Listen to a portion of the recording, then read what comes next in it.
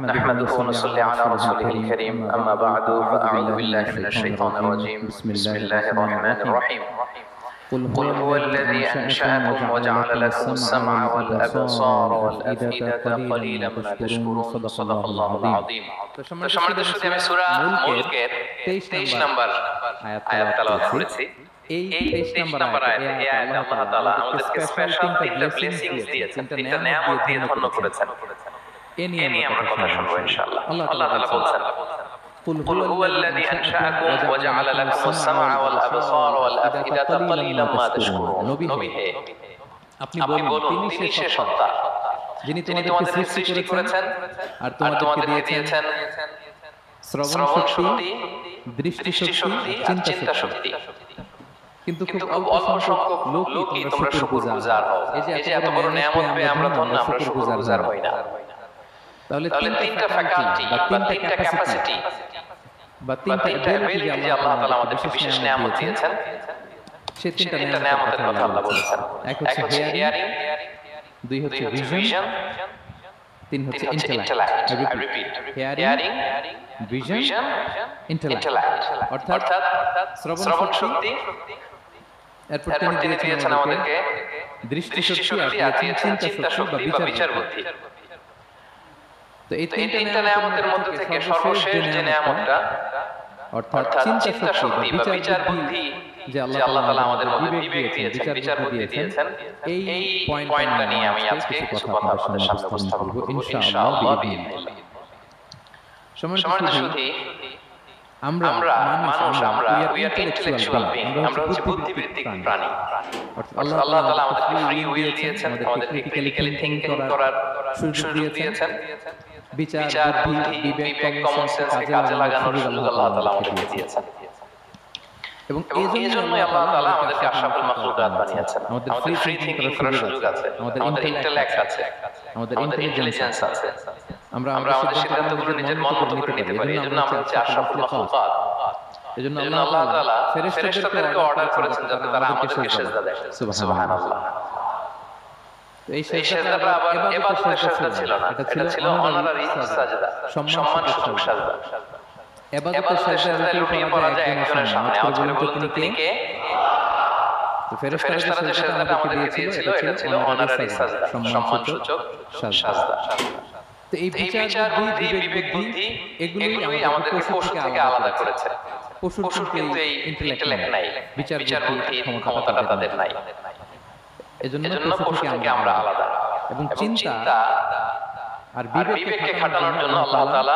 মহামূল্যবান একটা অঙ্গ আল্লাহ তাআলা আমাদেরকে দিয়েছেন সেটা হচ্ছে ব্রেইন আমাদের মস্তিষ্ক এটাকে কাজে লাগিয়ে কমন সেন্স কাজে লাগিয়ে আমরা পৃথিবীতে সভ্যতা নির্মাণ করেছি পৃথিবীতে মানুষ ছাড়া অন্য কোনো প্রাণী কি এটা করতে পেরেছে এটা মানুষ করেছে কারণ আল্লাহ তাআলা মানুষকে এই চিন্তা শক্তি দিয়েছেন বিচার বুদ্ধি দিয়েছেন এবং সফিস্টিকেটেড একটা ব্রেইন দিয়েছেন এটা কাজে লাগিয়ে আমরা অনেক বড় কাজ করে ফেলতে পারি এবং আপনি শুনলে অবাক হবেন আমাদের এই যে ছোট্ট ব্রেইনটা খুব বেশি না কিন্তু ওজন একটা প্রাপ্তবয়স্ক মানুষের হিউম্যান ব্রেইনের ওজন কত ধারণা আছে কারণ হ্যাঁ কত 3 pound on an average 3 pounds মানে 1.5 কেজি এই 1.5 কেজি ওজনের ব্রেন দিয়ে আমরা পৃথিবীতে এই সভ্যতাগুলো বিনির্মাণ করেছি এবং আপনি শুনলে অবাক হবেন আমাদের এই ব্রেইনের মেমরি ক্যাপাসিটি মেমরি স্টোরেজ অনেক বেশি বিজ্ঞানীরা গবেষণা করে ওনারা জানিয়েছেন যে আমাদের হিউম্যান ব্রেইনের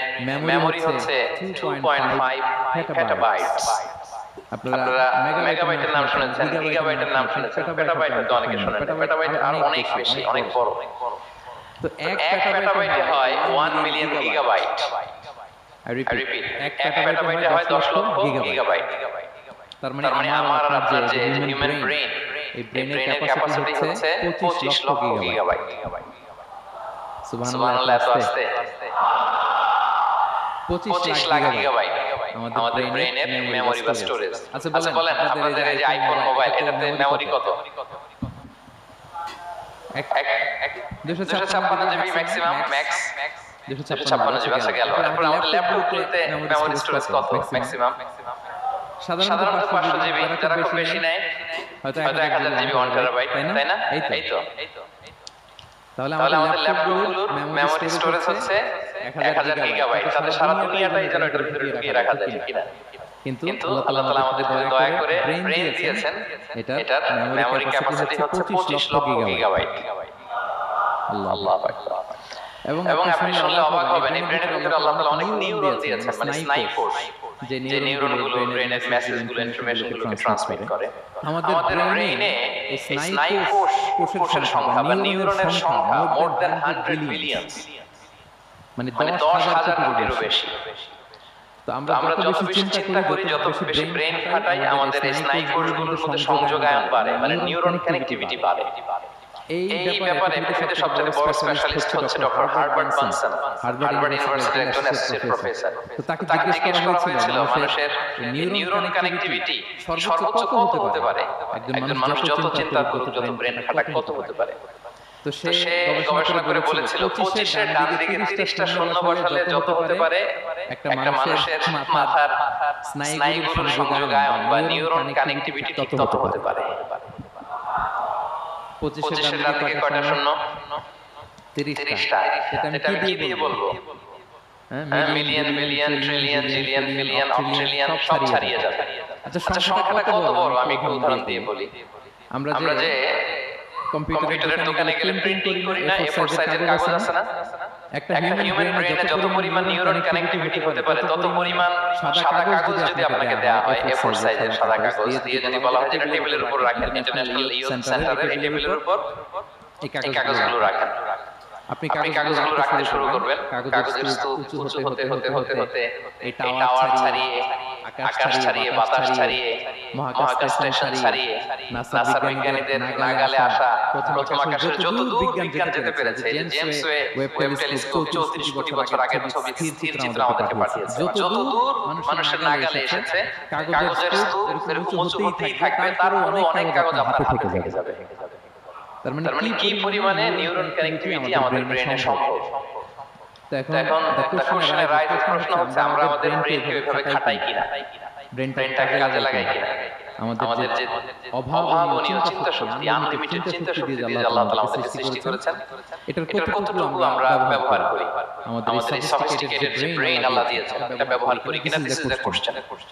তো সম্মানিত শুধু আল কোরআন আল কারীমের পরতে আল্লাহ তাআলা আমাদেরকে মাথা খাটাতে বলেছেন, আমাদের চিন্তার দিগন্তকে প্রসারিত করতে বলেছেন, কিন্তু আমরা মাথা খাটাতে চাই না। আমরা যখন চিন্তাশীল হয়ে উঠি, আমাদের ব্রেইন খাটাই, অনেক আয়াত আপনি পাবেন। দুইটি আয়াত আপনাদের সামনে আমি উপস্থাপন করব আজকের আলোচনার ইতি টানবো ইনশাআল্লাহ বিসমিল্লাহ। আমরা যখন মাথা খাটাই, আমরা যখন চিন্তা করি, এটা বোঝাতে যে আল্লাহ তাআলা বেসিক্যালি কোরআনে 4টা শব্দ ব্যবহার করেছেন। 4টা একটু ক্লাসের মতো মনে করেন, তাহলে মনে থাকবে, শিখে গেলাম। প্রথম শব্দ হচ্ছে আন-নাযার, আন-নাযার। দুই নম্বর হচ্ছে আল-আত, তিন নম্বর হচ্ছে আত-তাফাক্কুর, চার নম্বর হচ্ছে আত-তাদাব্বুর। রিপিট আবার বলি, আন-নাযার, আল-আত, আত-তাফাক্কুর, আত-তাদাব্বুর। আন-নাযার, আল-আত, আত-তাফাক্কুর, আত-তাদাব্বুর। বলতে পারবেন চারটা? এক নম্বরে কি? আন-নাযার, দুই নম্বরে আল-আত, তিন নম্বরে আত-তাফাক্কুর, চার নম্বরে আত-তাদাব্বুর। এই চারটা শব্দ নিয়ে সংক্ষিপ্ত কিছু আলোচনা করব ইনশাআল্লাহ বিসমিল্লাহ। আন-নাযার শব্দটা আপনাদের পরিচিত, একটু ভেঙে বললে বুঝতে পারবেন। আমরা বলি না এই যে নজর দিস না, এই যে নজর লাগবে, বলি না নজর দেয়া। নজর মানে হচ্ছে তাকানো, তবে সাধারণ তাকানো না, careful look, with deep observation and reflection. এটাকে কোরআন বলেছে আন-নাযার। এটার প্রতি কোরআন আমাদের উৎসাহিত করেছে। পাশাপাশি দুই নম্বর কি বলছিলাম? নজরের পরে অ্যাটলিস্ট একজন তো বলতে হবে আল-আত, আল-আত। এটাও অর্থ জানা, আমরা বলি না আকল, হ্যাঁ কিরে তোর কি আকল নাই, ব্যাকেল বলি না আমরা এরকম। ব্যাকেল মানে যার আকল নেই। তো এই যে আকল থাকা বা আকল খাটানো, কমন সেন্স কে খাটানো, রিজনিং করা, কোরআন এটার ব্যাপারে উৎসাহিত করেছে। তিন নম্বরে কি বলেছিলাম? হ্যাঁ আত-তাফাক্কুর। এই যে ইউআই স্টুডেন্ট পাওয়া গেছে তো ওনারা বলতে পারতেছে আত-তাফাক্কুর। আর তাফাক্কুর শব্দটা আসছে ফিকির থেকে, ফিকির তো বোঝেন নাকি? আমরা বলি যে ফিকির করতে হবে। তাফাক্কুর মানে ক্রিটিক্যাল থিংকিং, বিশ্লেষণধর্মী চিন্তা করা। আর সর্বশেষ হচ্ছে তাদাব্বুর। আর তাদাব্বুরটা কোরআনের সাথে জড়িত। কোরআনের পেছনের গল্পগুলো খুঁজে বের করা। আর তাদাব্বুর শব্দটা এসেছে আরবি শব্দ দুবুর থেকে। দুবুর মানে কি? পেছন। তো কোরআনের কোন একটা আয়াতের পেছনের গল্পটা কি? পেছনের রহস্যটা কি? নেপথ্যে কি? এর গুরু রহস্য কি? এটাকে বের করা। এই চারটা ব্যাপারে কোরআন অনেক এমফাসাইজ করেছে। এই চারটা নিয়ে আমরা কথা বলি। প্রথমে কি বলেছিলাম? প্রথম শব্দটা আন-নাযার। সবাই বলেন তো প্রথম শব্দটা কি? আন-নাযার। নজর মানে কি? দৃষ্টি দেয়া। স্বাভাবিক দৃষ্টি না, গভীর দৃষ্টি, সুগভীর দৃষ্টি। হ্যাঁ, ইংরেজিতে বলে অবজারভেশন বা রিফ্লেকশন। তা আমরা যেন শুধু ফেল করে তাকিয়ে না থাকি। আল্লাহ বলেছে তাকালে তাকানোর মতো তাকাবা, গভীর দৃষ্টি দিবা। আল্লাহ বলেন আফালা ইয়ানজুরুনা ইলাল ইবলি কাইফা খুলিকাত وإلى السماء كيف رفعت وإلى الجبال كيف نصبت وإلى الأرض كيف سطحت আল্লাহ বলেন ওরা কি নজর দেয় না? আফালা ইয়ানজুরুনা, নজর থেকে ইয়ানজুরুনা ইলাল ইবলি, ওরা কি উটের দিকে তাকায় না? Don't they see to the camels how masterfully they were created? তারা কি উটের দিকে তাকায় না? কিভাবে উটকে সৃষ্টি করেছে? তারা কি আকাশের দিকে তাকায় না? বিশাল আকাশকে কেমন করে বানালাম? তারা কি পাহাড়ের দিকে তাকায় না? কিভাবে পাহাড়কে ফার্মলি সেট করা হলো পৃথিবীর সাথে? তারা কি জমিনের দিকে তাকায় না? কিভাবে জমিনটাকে বিস্তীর্ণ করে দেয়া হয়েছে? তো এই চারটা কথা আল্লাহ বললেন। রাসূল সাল্লাল্লাহু আলাইহি ওয়াসাল্লাম যখন মক্কার কুরাইশদেরকে তাওহীদ, রিসালাত, আখিরাতের দাওয়াত দিচ্ছিল, তারা এই দাওয়াতকে প্রত্যাখ্যান করল। তারা মানছে না। তো তখন আল্লাহ তাআলা এই আয়াত নাযিল করে বললেন আফালা ইয়ানজুরুনা ইলাল ইবলি কাইফা খুলিকাত। মক্কার কুরাইশরা কি উটের দিকে তাকায় না? উটকে কিভাবে আমি তৈরি করলাম এটা একটু দেখতে পারে না ওরা? আর উটের দিকে তাকালেই তো ওরা উটের মালিক, আমি আল্লাহর খুঁজে পাবে। কারণ কুরাইশ ছিল কোরআনের প্রাইমারি অডিয়েন্স, যদিও কোরআন সবার জন্য এসেছে। আল্লাহ বললেন আফালা ইয়ানজুরুনা ইলাল ইবলি কাইফা খুলিকাত, ওরা কি উটের দিকে তাকায় না? উট দেখার জন্য তো চিড়িয়াখানায় যাওয়া লাগবে, অথবা মক্কার কুরাইশদের চায়নাতেও যাওয়া লাগবে না, কারণ উট তো ওদের গৃহপালিত প্রাণী, ঠিক না? ঘরে ঘরে আমাদের দেশে উট আছে না নাই? আছে তো উটের দিকে তাকায় না? সম্মানিত উটের কথা আল্লাহ কেন বললেন? কুরাইশদেরকে উটের কথা বললেন এজন্য উট হচ্ছে এমন আজীব একটা প্রাণী যেটা প্রাণী বিজ্ঞানীদেরকে হয়রান করে দিয়েছে। আল্লাহ, আপনি অবাক হবেন উটের যে ফিচার আল্লাহ তাআলা দিয়েছেন। মক্কার লোকেরা উটের গোশত খাইতো, উটের দুধ খাইতো, উটের চামড়া দিয়ে ফাইনেস্ট লেদার, দামি লেদার তারা বানাতো। উটের উপর মাল নিয়ে বোঝাই করে মরুভূমি এক প্রান্ত থেকে আরেক প্রান্তে পাড়ি দিত, নিজেরা উটের উপর রাইডিং করত। এবং উট হচ্ছে এমন প্রাণী যেটা একসাথে এক মাস না খেয়ে বেঁচে থাকতে পারে। এক মাস পানিও খাওয়া লাগবে না, খাবারও খাওয়া লাগবে না। সুবহানাল্লাহ পড়বেন না? এট এ টাইমে একটা উট, প্রাপ্তবয়স্ক একটা উট একসাথে 200 লিটার পানি খেয়ে ফেলতে পারে। এবং উটের পেটের ভিতরে একটা স্পেশাল ওয়াটার চেম্বার আছে, ওই চেম্বারে রেখে দেয়। খেয়ে ওইটারে পাঠায় দেয় না ওদের কিডনিতে। 200 লিটার পানি একবারে খেয়ে স্পেশাল চেম্বারে রেখে দেয়। যখন লাগবে ওখান থেকে নিয়ে বেঁচে থাকে।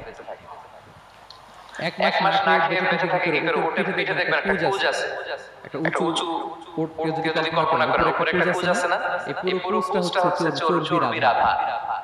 তো ওটার যখন খাবার থাকে না মরুভূমিতে, মাসের পর মাস যখন চলে, ওই চর্বি থেকে এনার্জি নিয়ে সে মরুভূমিতে চলে, সে না খেয়ে বাঁচতে পারে।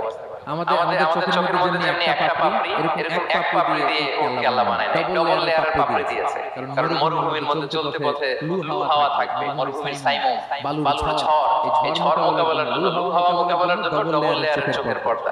একটা পর্দা ফেলে রাখে, আরেকটা খুলে সে হাঁটতে থাকে, তার কিছুই হয় না। সুবহানাল্লাহ।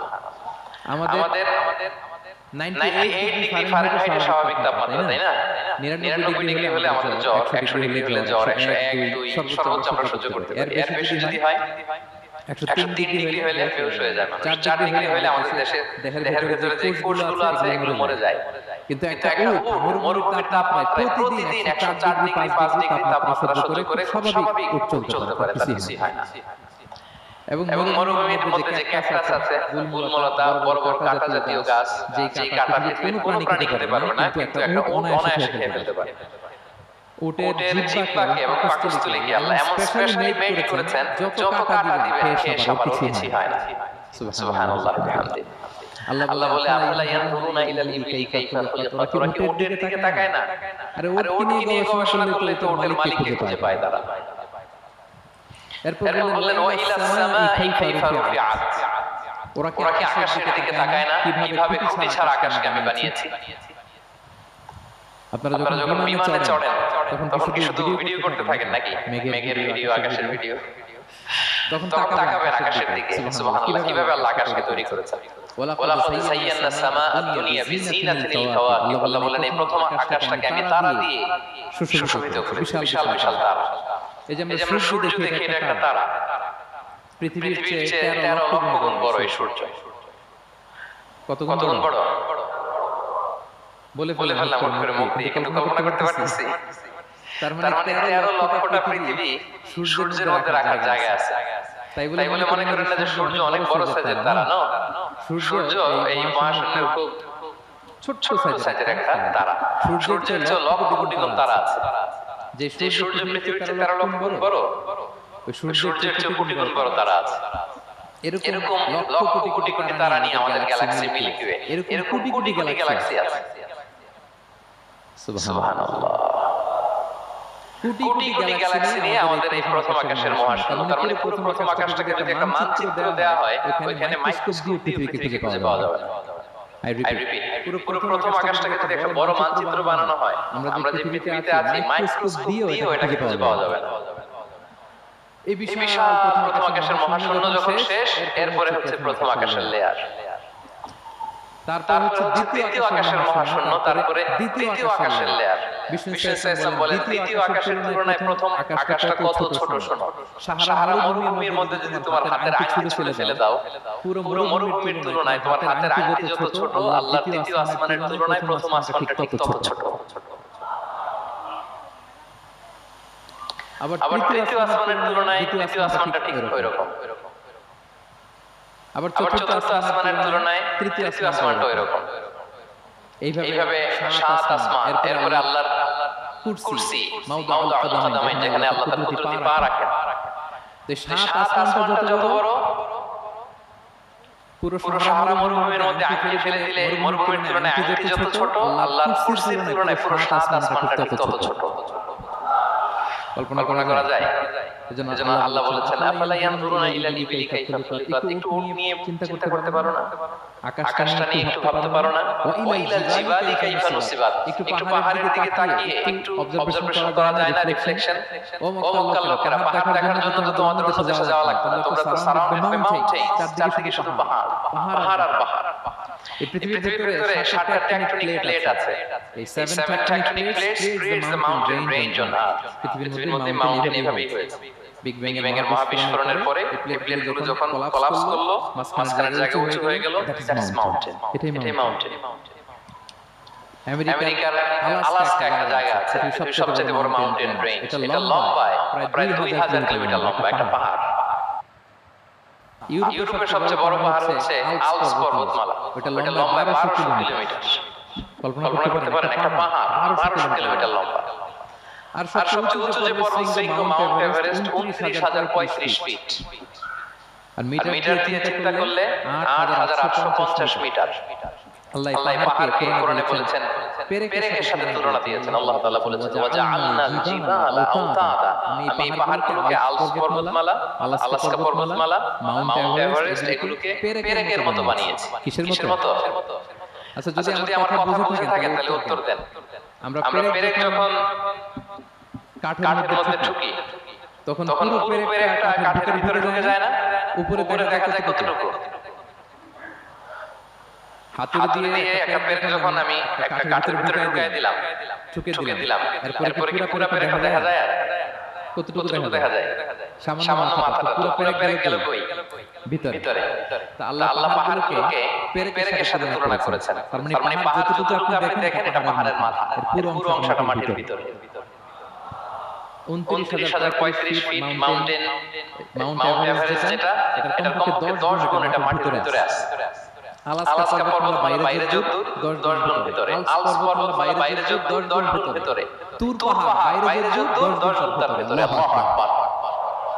এজন্য আল্লাহ বলেন ওয়াইলাল জিবালি কাইফা নুসিবাত, ওরা কি পাহাড়ের দিকে তাকায় না কিভাবে পাহাড়গুলোকে আমি তৈরি করেছি। আল্লাহ যখন পৃথিবী সৃষ্টি করলেন পৃথিবীর মধ্যে ভাইব্রেশন হচ্ছিল, কাঁপাকাঁপি কাঁপছিল পৃথিবী। আল্লাহ পৃথিবীর কাঁপাকাঁপি বন্ধ করার জন্য এই পেরেকের মতো পাহাড়গুলোকে পৃথিবীতে ঠুকে দিলেন, কাঁপাকাঁপি বন্ধ হয়ে গেল। এই দৃশ্য দেখে ফেরেশতারা বলেন ইয়া রাব হাল মিন খালকিকা আশাদ্দু আলাল জিবাল, আল্লাহ পাহাড়ের এত শক্তি, পৃথিবী কাঁপছিল, পাহাড় আপনি ঠুকে দিলেন, পৃথিবীর কাঁপাকাঁপি বন্ধ হয়ে গেল।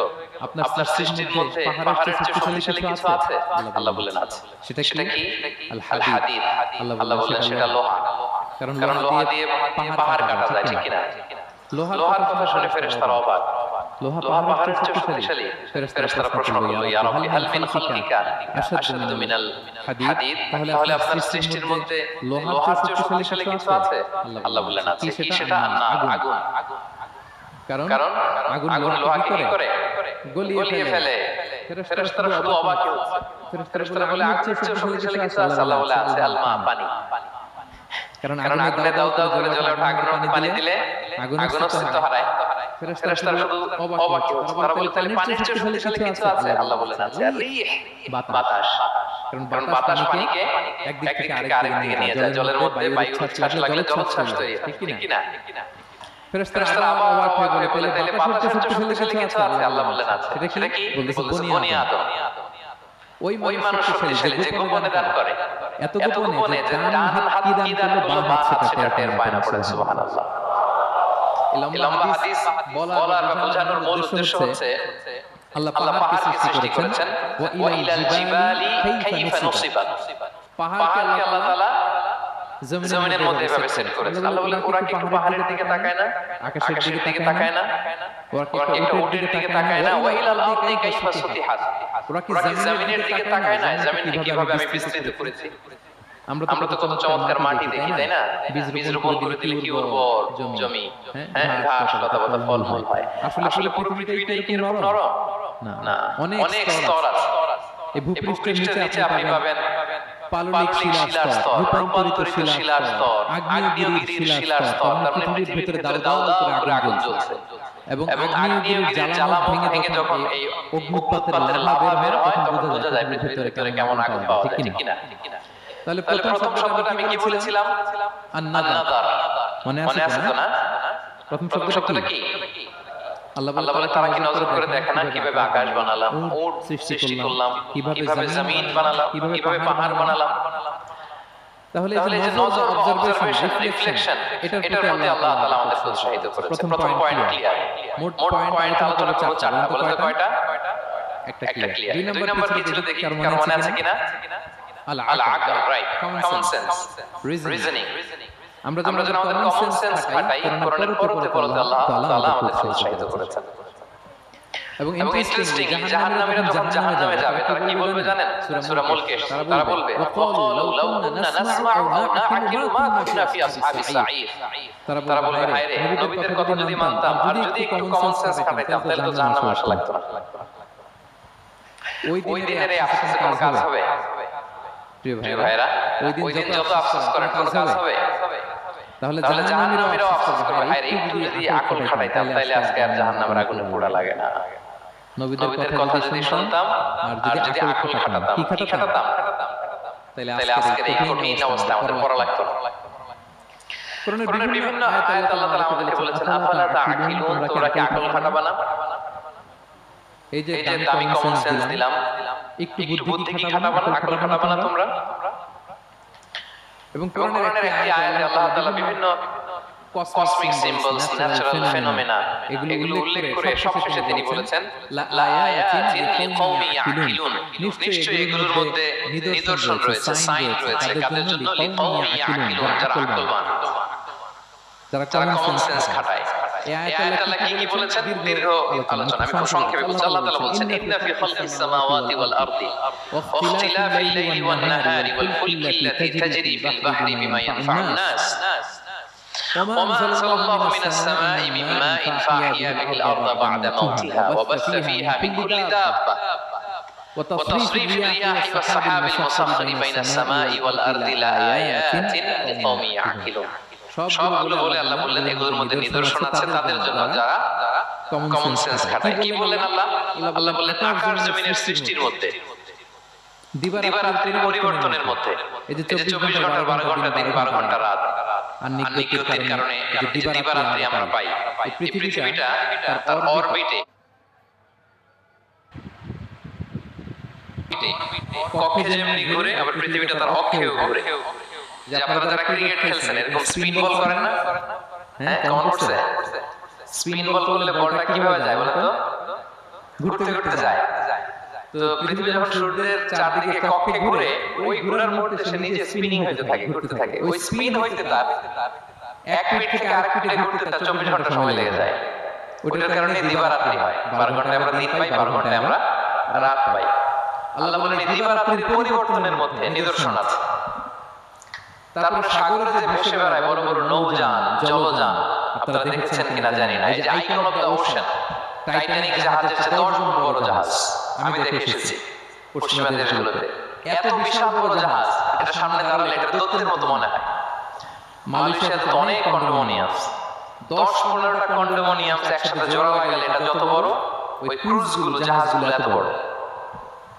এক একটা জাহাজের ভিতরে 3000-4000 হোটেল রুম আছে, 8-10টা রেস্টুরেন্ট আছে, ফুটবল স্টেডিয়াম আছে, থিম পার্ক আছে, বিশাল একটা এন্টায়ার সিটি। এই বিশাল ক্রুজগুলো Icon of the Sea, Virgin Voyage, Royal Caribbean, এগুলো সাগরের উপর দিয়ে ভেসে বেড়ায়। আল্লাহ বলে ওয়াল ফুলকিল্লাতি তাজরি ফিল বাহরি বিমা ইয়ানফাউন নাস, সাগরের উপর বিশাল বড় বড় ক্রুজগুলো ভেসে বেড়ায়, এর মধ্যে নিদর্শন আছে। এরপর আল্লাহ বলেন আমি পানি থেকে সব প্রাণী তৈরি করেছি, ওয়াজআলনা মিনাল মাই কুল্লা শাইইন হাই, সব প্রাণ এসেছে পানি থেকে। বিজ্ঞান এটাকে কনফার্ম করেছে, তারা বলেছে পৃথিবীর সর্বপ্রথম এককোষী প্রাণীর নাম হচ্ছে অ্যামিবা। অ্যামিবা এসেছে, জুপ্লাঙ্কটন, ফাইটোপ্লাঙ্কটন, ব্যাকটেরিয়া প্লাঙ্কটন, এভাবে স্পিসিস গুলো ডেভেলপ হচ্ছে। আল্লাহ বলেন এর মধ্যে নিদর্শন আছে। এরপর আল্লাহ তাআলা বলেছেন মৌসুমী বায়ু, এই যে বায়ু প্রবাহ, এতে নিদর্শন আছে। আর আকাশ জমিনের মাঝখানে যে মেঘমালাগুলো ভেসে বেড়ায়, এই সবগুলোর ভিতরে নিদর্শন আছে কাদের জন্য? আল্লাহ বলেন লা আয়াতিন লিকাওমি ইয়াকিলুন, তাদের জন্য যারা আকল খাটায়, যারা কমন সেন্স খাটায়। সুবহানাল্লাহ পড়বেন না? এজন্য বিমানে যদি আপনারা উইন্ডো সিট পান, কি করবেন আজকে থেকে বলেন? উইন্ডো সিটের পাশে বসে বসে রিল দেওয়ার জন্য ভিডিও মেক করব। কি করবেন?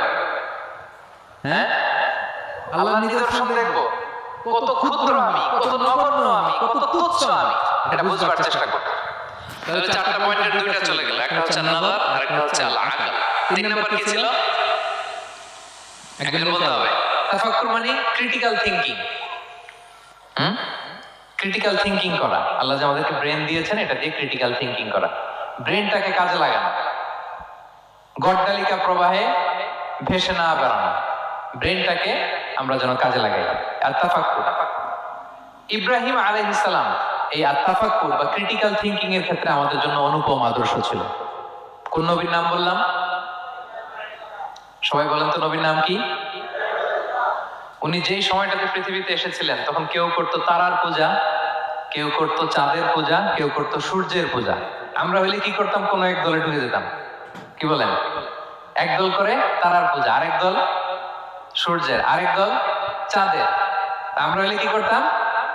এক দলে ঢুকে যেতাম। উনি ঢুকেন নাই, উনি এই তারকা পূজারী, সূর্য পূজারীদের চিন্তার দেয়ালে আঘাত করেছেন। সুবহানাল্লাহ। ফালাম্মা জান্না আলাইহিল লাইলু রাআ কাওকাবা, উনি কিভাবে সত্যের সন্ধান পেলেন দেখেন। উনি রাত্রিবেলা যখন দেখেন যে লোকজন তারার পূজা করে, উনি ভাবলেন হ্যাঁ রব্বি, তারাই কি আমার রব? পরে দেখে না, দিনের বেলায় তারারে আর খুঁজে পাওয়া যায় না। এখন মনে মনে ভাবে হায় রে, আমার রব যদি আবার মাঝে মধ্যে না থাকে তো আমি যাবো কই? এক সময় উনি আছে, আরেক সময় নাই। এরকম খোদা দিয়ে আমাদের কোনো লাভ আছে? যিনি সবসময় আমার টেক কেয়ার করবে, আমরা তো ওই খোদার ইবাদত করি, ঠিক কি না? উনি বললেন না না, এই তারা আমার রব হতে পারে না। এরপর দেখা যায় আরেকদিন রাত্রিবেলা সবাই চাঁদের পূজা করে, কি দ্যুতিময় চাঁদ, জ্যোৎস্না ছড়ায়। তো উনি ভাবলেন হ্যাঁ রব্বি, এটাই কি আমার রব? পরের দিনের বেলা যখন দেখি না, চাঁদ তো আর দেখা যায় না, চাঁদ তো আর নাই, ভ্যানিশ, ডিসঅ্যাপিয়ার। পরে বলে না, চাঁদ আমার রব হতে পারে না। এবার দিনের বেলা দেখলেন দ্বি প্রহরের জল জলে সূর্য খা খা রোদ বিলাচ্ছে গোটা বিশ্বে। দেখে যে সবাই, এটার ফলোয়ার বেশি, সবাই সূর্যের পূজা করে। কিন্তু আবার গোধূলি লগ্নে সানসেটের টাইমে যখন সূর্য ডুবে গেল, হায় হায়, উনি বিপদে পড়লেন, এবার আমি কই যাব, সূর্য তো থাকে না। আল্লাহু আকবার। তখন তিনি ঘোষণা দিলেন, ইন্নী ওয়াজ্জাহতু ওয়াজহিয়া লিল্লাযী ফাতারাস সামাওয়াতি ওয়াল আরদা হানিফা ওয়া মা আনা মিনাল মুশরিকিন। হে তারকা পূজারী, হে চাঁদের পূজারী, হে সূর্য পূজারী, আমি তোমাদের কোন দলের সাথে নাই, বরং আমি আমাকে ওই সত্তার দিকে মনোনিবেশ করলাম, আত্মসমর্পণ করলাম। ফাতারাস সামাওয়াতি ওয়াল আরদ, যিনি আকাশ সৃষ্টি করেছেন, জমিন সৃষ্টি করেছেন। হানিফা ওয়া মা আনা মিনাল মুশরিকিন, আমি শিরক করি না, আমি হানিফ হিসেবে সে আল্লাহর ইবাদত শুরু করে দিলাম। পড়েন আল্লাহু আকবার। তাইলে উনি স্রোতে গা ভাসান নাই, কোন এক দলে না ঢুকে উনি ওনার ক্রিটিক্যাল থিঙ্কিং, ওনার অ্যানালজি, ওনার বিবেককে উনি কাজে লাগিয়েছেন। তো সম্মানিত সুধী, এজন্য চিন্তা করা, এটাকে আরবিতে বলে আত-তাহান্নুস মিন বাকায়া আল ইব্রাহিমিয়া। এটা ইব্রাহিমী চিন্তার অবশিষ্টাংশ। সেদিন ইব্রাহিম আলাইহিস সালাম এভাবে চিন্তা করতেন, গবেষণা করতেন। সূরাতুন নাহলে আল্লাহ তাআলা মৌমাছি কিভাবে মধু সংগ্রহ করে এই ইনফরমেশনটা যখন আমাদের সামনে পেশ করলেন, এই আয়াতের শেষেও তিনি একই কথা বললেন, ইন্না ফি যালিকা লাআয়াতান লিকাওমিন ইয়াতাফাক্কারুন। নিশ্চয়ই এর মধ্যে যারা চিন্তাশীল তাদের জন্য নিদর্শন আছে। মৌমাছি যে মধু সংগ্রহ করে, আপনারা মৌচাক দেখছেন? কে কে দেখি মৌচাক দেখছেন?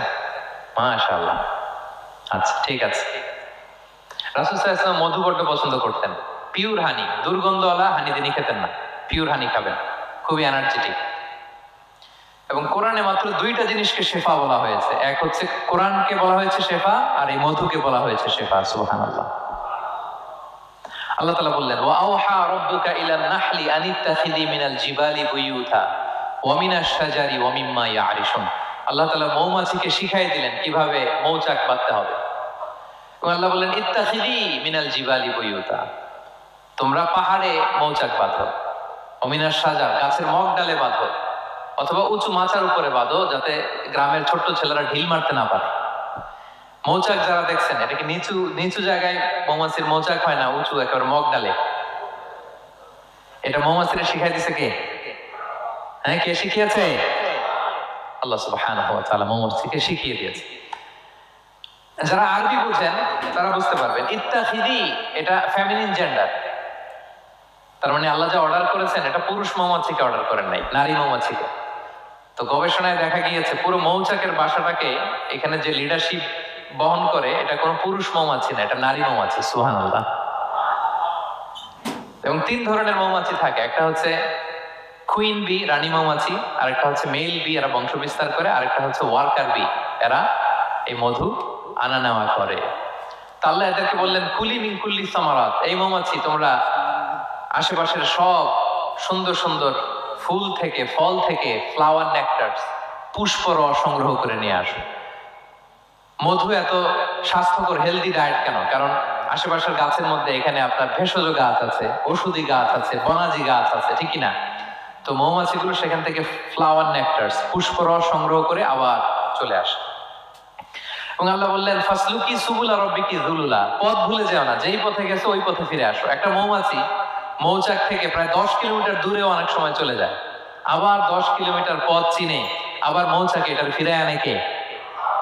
এই পুরো মেকানিজমটা নিয়ে গবেষণা করে অস্ট্রিয়ান একজন সায়েন্টিস্ট, তার নাম হচ্ছে কার্ল ব্রনফিশ, সে একটা বই লিখেছে, দ্য ডান্সিং বিজ, এবং এই বই লিখে সে নোবেল লরেট হয়েছে, নোবেল প্রাইজ পেয়েছে। আমরা তো মধু পাইয়া হাতের তালুর মধ্যে নিয়ে জিহ্বা দিয়ে চাটি, আমাদের তো আর ব্রেন খাটানোর ওই সময় নাই। ওই কার্ল ব্রনফিশ সে এই মৌমাছি নিয়ে গবেষণা করে নোবেল প্রাইজ পেয়েছে, আর আমরা মাথা খাটাইতে পারলাম না। তো সে গবেষণা করে পেয়েছে, মানে কোরআনের আয়াত যা যা বলেছে সে তাই পেয়েছে। মৌমাছি ওখান থেকে ফুলের পুষ্পরস, ফ্লাওয়ার নেকটারস এনেই কিন্তু মৌচাকে রাখে না, ওইটারে সে খেয়ে ফেলে। এবং সে গবেষণা করে পেয়েছে এক একটা মৌমাছির দুইটা স্টোমাক, দুইটা পাকস্থলী।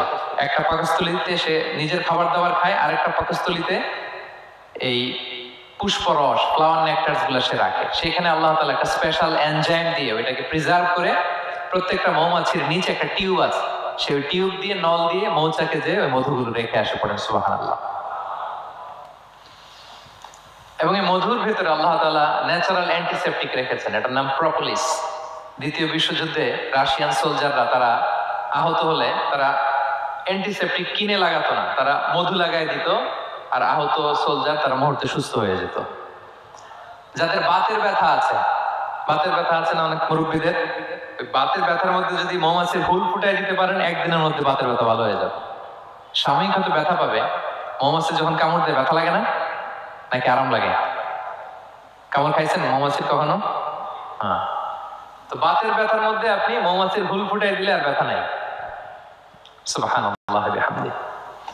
মুখতালিফুন আলওয়ানু, বিভিন্ন ধরনের ক্রিম হানি, হোয়াইট হানি, ইয়েলো হানি, ব্ল্যাক হানি, নানা ধরনের হানি আল্লাহ তাআলা এইভাবে প্রিজার্ভ করেছেন মৌমাছির মধ্যে দিয়ে। আল্লাহ বলেন এই যে এতগুলো মৌমাছি পুষ্প রস এনে মৌচাকের মধ্যে রসগুলো রাখে, মধু তৈরি হয়। আল্লাহ বলেন ইন্না ফি যালিকা লাআয়াতান লিকওমি ইয়াতাফাক্কারুন, নিশ্চয়ই এর মধ্যে আল্লাহ তাআলা চিন্তাশীলদের জন্য নিদর্শন রেখেছেন। যারা চিন্তা করে, তারা হাতের তালুতে শুধু জিহ্বা দিয়ে ছেটে ছেটে খায় না, তারা ভাবে কোত্থেকে আসলে এই মধু, কিভাবে মৌমাছিগুলো যায়, কিভাবে ফিরে আসে। তাহলে বলেন তো আমাদের চিন্তাশীলতার দরকার আছে না নাই? সূরা আলে ইমরানের 190 নম্বর আয়াতে আল্লাহ তাআলা বলেছেন, যারা আকাশ বাতাস পৃথিবীর সৃষ্টি নিয়ে চিন্তা করে এবং সর্ব অবস্থায় আল্লাহ তাআলার জিকির করে, ওয়া ইয়াতাফাক্কারুনা ফি খালকিস সামাওয়াতি ওয়াল আরদ, এবং তারা তাফাক্কুর করে, ক্রিটিক্যাল থিংকিং করে, এবং তারা বলে মা খালাকতা হাযা বাতিলা, হে আল্লাহ তুমি অনর্থক কিছু সৃষ্টি করো নাই। মনে রাখবেন এই পৃথিবীতে আল্লাহ তাআলা অনর্থক কোনো কিছু সৃষ্টি করে নাই, করেছে? যেটাই সৃষ্টি করেছে এটা এর মধ্যে মানব কল্যাণ আছে না নাই? আল্লাহ তাআলা আমাদের জন্য কল্যাণ রেখেছেন। এবং এই আয়াত যখন নাযিল হল, বিষ্ণু ইসা ইসলাম বললেন ওয়াইলুন লিমান ক্বারাআহা ওয়া লাম ইয়াতাফাক্কার ফিহা, ধ্বংস তাদের জন্য যারা এই আয়াত তেলাওয়াত করে কিন্তু এই আয়াত নিয়ে চিন্তা করে না, গবেষণা করে না। এবং কোরআনের বিভিন্ন আয়াতে আল্লাহ তাআলা বিষ্ণুকে বলেছেন, নবী হে আপনি আপনার উম্মতদেরকে নবীদের ঘটনা শোনান। কোরআনের 3 ভাগের 1 ভাগ হচ্ছে ঘটনা।